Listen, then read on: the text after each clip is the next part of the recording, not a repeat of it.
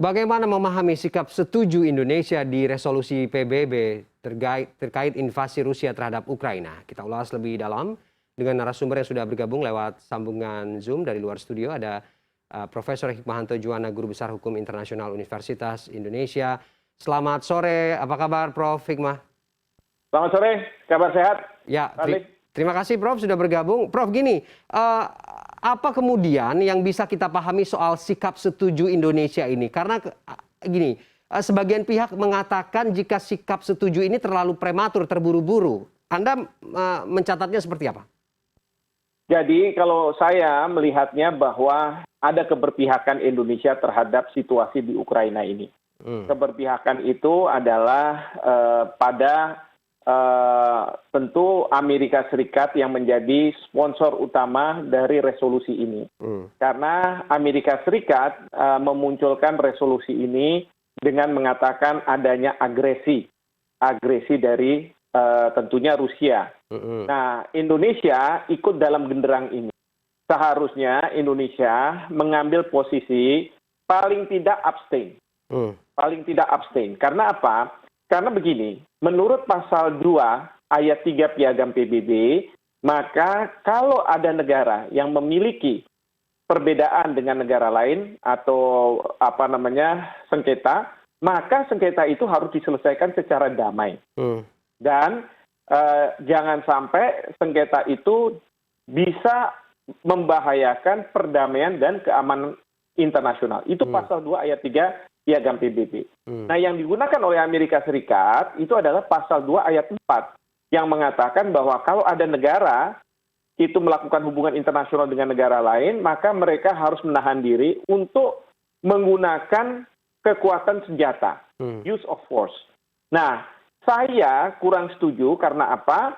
Karena seolah-olah kita menghakimi. Biasa, Amerika Serikat suka menghakimi siapa salah, siapa benar. Tapi giliran dia misalnya melakukan serangan ke Irak, misalnya begitu, itu dia akan mengatakan bahwa ini serangan yang benar. Tapi kalau negara lain, dia bilang tidak benar. Nah, saya tidak setuju kalau kita dalam konteks seperti ini mengekor apa yang diinginkan oleh Amerika Serikat.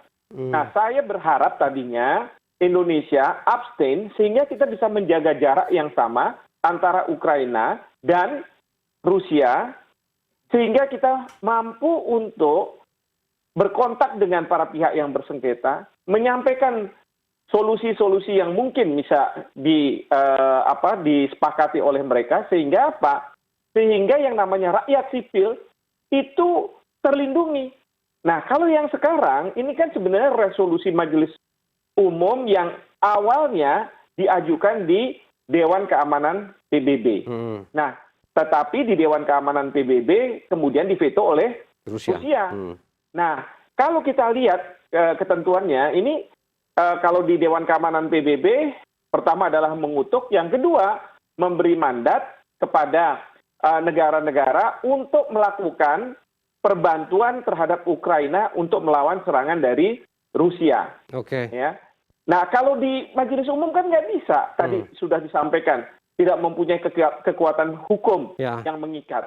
Nah, oleh karena itu seharusnya pendekatannya itu bukan pendekatan kita mengutuk seperti yang sekarang dalam resolusi, terus kemudian kita akan lakukan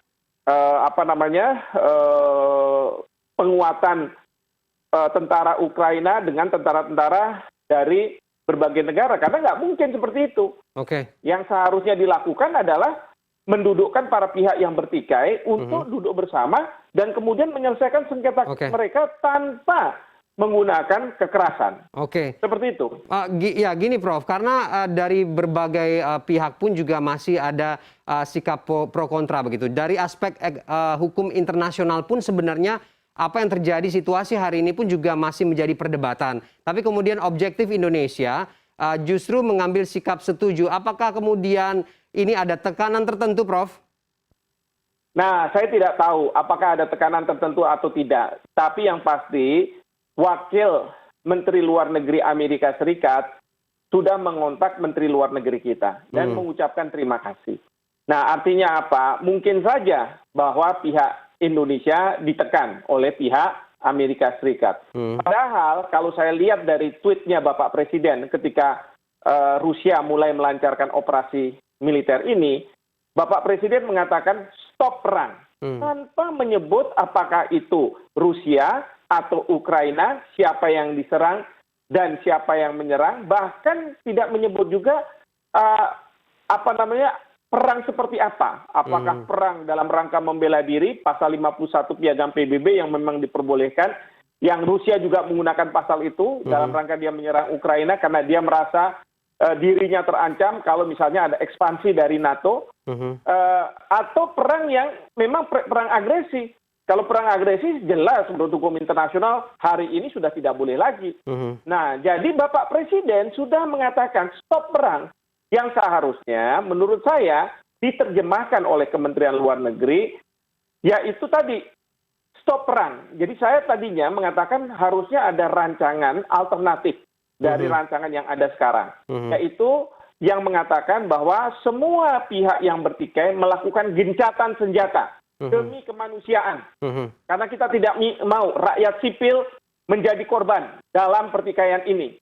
Yang kedua, baru nanti dikatakan bahwa para pihak melakukan perundingan terhadap perbedaan yang ada di mereka. Ya, misalnya kalau dari sisi Rusia kan mereka menghendaki agar presiden yang berkuasa di Ukraina itu tidak condong ke Amerika Serikat, tidak condong ke Eropa Barat, sehingga apa? Sehingga tidak membuat ancaman bagi Rusia. Karena dengan masuknya katakanlah Ukraina menjadi NATO, anggota NATO, maka itu berarti Rusia akan berhadapan-hadapan langsung dengan tanda kutip yang mereka anggap sebagai musuhnya, yaitu NATO. Dan di dalam NATO itu sekali serangan dilancarkan ke satu negara, maka ini merupakan serangan bagi semua anggota NATO.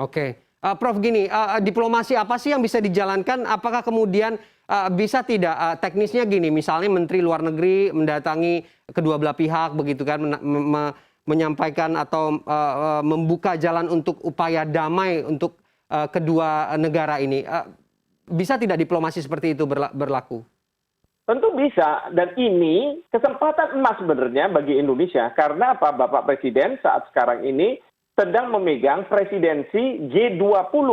Jadi kita tidak atas nama Indonesia, tetapi sebagai presiden dari G20, kita mengupayakan perdamaian ini, mencegah perang. Karena apa? Perang itu Bapak Presiden sudah menyampaikan menyengsarakan umat manusia dan menyengsarakan apa? Perekonomian dunia. Dan G20 itu bicara soal perekonomian. Perekonomian tidak akan bisa tumbuh, tidak akan bisa berkembang kalau ada suasana perang yang sekarang ini kita lihat ada embargo, mungkin Rusia nanti marah dia tidak akan mengirim gasnya ke Jerman dan itu membuat Jerman nanti tercekik juga karena rakyatnya harus membayar mahal dan lain sebagainya. Artinya tidak akan memberikan keuntungan siapapun, justru menyengsarakan. Itu pesan dari Bapak Presiden. Seandainya Kementerian Luar Negeri paham apa yang dikehendaki oleh Bapak Presiden dan diterjemahkan dalam bentuk langkah-langkah, misalnya tidak kemudian menghukum salah satu pihak, kedua memunculkan resolusi yang alternatif dari Amerika ataupun dari Rusia, dan yang ketiga aktif menghubungi para pihak yang bertikai untuk kemudian mereka mau duduk bersama dan melakukan gencatan senjata. Itu sebenarnya. Gini Prof, dinamikanya kan masih terjadi begitu ya, tapi kemudian mungkin salah satu perhatian dari pemerintah Indonesia juga dampak atau imbasnya ke ke hal-hal yang berhubungan dengan keutuhan bangsa di tanah air begitu. Apakah kemudian bisa di lobby lagi begitu supaya apa yang terjadi sekarang di Belarusia juga upaya damai sedang bertemu begitu. Menakar ini bagaimana? Ya, yang pasti kalau sekarang kan Rusia tidak akan mau kalau Indonesia bertindak sebagai honest peace broker, jadi juru damai yang tidak punya kepentingan. Ya, Rusia bilang, kamu kan sudah mengutuk saya nggak akan terima. Itu yang sulit, ya kan? Nah, ini yang kita tapi juga jangan lelah untuk mencoba, ya, untuk mendamaikan para pihak yang bersengketa. Nah, apa yang bisa dilakukan ya kita harus serahkan kepada Kementerian Luar Negeri, ya, tindakan-tindakan seperti apa yang sekarang ini bisa dilakukan. Tapi yang kedua, saya juga berharap bahwa jangan sampai masalah di Ukraina itu memecah belah bangsa kita sendiri. Karena apa? Saya lihat fenomena di mana masyarakat ada keberpihakan ke Rusia dan keberpihakan kepada Ukraina. Ini bukan main bola. Ya, jadi jangan melakukan hal tersebut. Kita tahu bahwa mungkin dua pihak yang bersengketa ini sekarang sudah menggunakan sosial media untuk memberikan perspektif mereka masing-masing.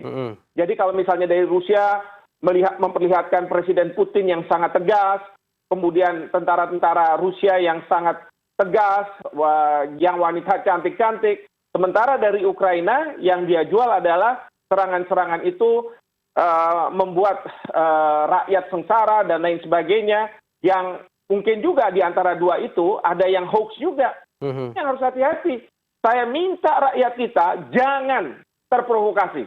Ya, kita harus bisa menjaga jarak terhadap Ukraina dan Rusia. Jangan seperti Kementerian Luar Negeri yang berat sebelah.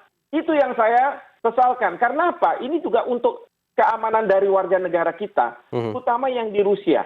Jangan sampai masyarakat Rusia tahu bahwa kita mengutuk negaranya, lalu mereka karena marah sama pemerintah kita, mentarget warga negara kita di Rusia. Itu yang tidak boleh. Oke. Baik, Prof. Kita sore ini sebenarnya juga menunggu konfirmasi dari Kemenlu untuk bergabung dengan diskusi kita, tapi kemudian sampai diskusi ini berakhir, tidak ada konfirmasi untuk bisa bergabung, tapi tidak apa-apa, mungkin lain kali kita coba. Prof. Hikmah, terima kasih sudah berbagi perspektif di CNN Indonesia Newsroom sore ini. Selamat sore dan salam sehat, Prof. Salam sehat, terima kasih banyak.